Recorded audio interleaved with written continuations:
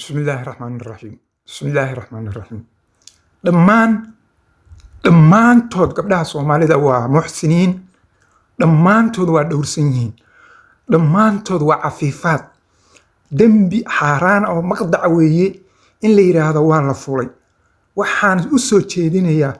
dadka diinta u sheegtay inay diinta u dagaalamaan oo diintan difaacana ururada magacyada diinta wata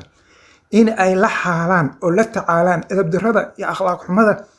lagu aflagaadinayo lagu xadgudbayo gabdhaha muslimiinta oo mu'miniinta hadday wariye tahay hadday hay'ad u shaqayso hadday tiktok joogto hadday ciyaarto hadday boodboodo giddi waa muxsiniin giddi waa la gursan giddi waa wanaagsan yihiin tii ayadu cadaysata oo banaanka isu soo dhigta oo ayadu u bareerta inay faaxishada la soo banaan baxdo ayadoo lagu qabta si cad lagu qabta ayadoo galma sameynaysa hadda taa kuma darin taanina ma difaaci karo laakiin dhammaan gabdhaha tiktok ku jira waa muxsiniin waa gabdha fiican waa cafiifaad facebook ku jira twitter ku jira iyo dhammaan warbaahinta gabdhaha ku jira dhan waa muxsin xaaraan maqdaca waa cadaabta lagu gelayo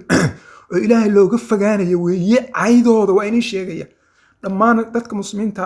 iyo ururada islaamka waxa waajib ku noqonaysa in ciddii qadafta lagu qaado ciqaabtii qadfiga 80 jeedal oo lala dagaalamo aflagaadada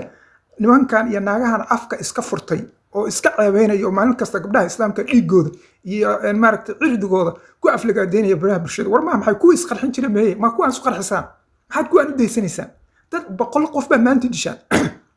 700 qof baa dishaan waxaad ka adkaan la adihiin qadaf xun oo lala wareegayo baraha bulshada waa dabageli kartaan waa soo qaban kartaan waa raadin kartaan in kama fikan karo sirdoon baad leediin dabagal baa ku samaysaan hal soo afjiro aflagaadada iyo akhlaaq xumada laga fidinayo baraha bulshada khaasatan tiktok iyo wixii lamid oo maalin kasta leeyahay gabar muslina waa lagu fuulaa adinkina waa iska dhowranaysaan magacyo islaamna waa wadataan mujaahidiin iyo balaaye magacyo la baxday war ma hadda kuwan way ku la rabo in ugu jahaado assalaamu calaykum waraxmatullaahi wabarakaatuh